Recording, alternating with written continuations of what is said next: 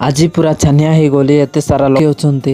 Hi everyone, good morning to all. I am blogger Bheem 10K। आपण मान को समस्त स्वागत करुच्ची।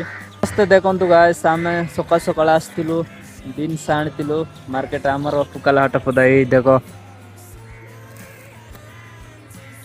पुकाला हाट पदारे आस्तिलु, बट एबे वर्षा होची। आजिकल तो वर्षा सीजन जाले भी मानसून केंदी होची।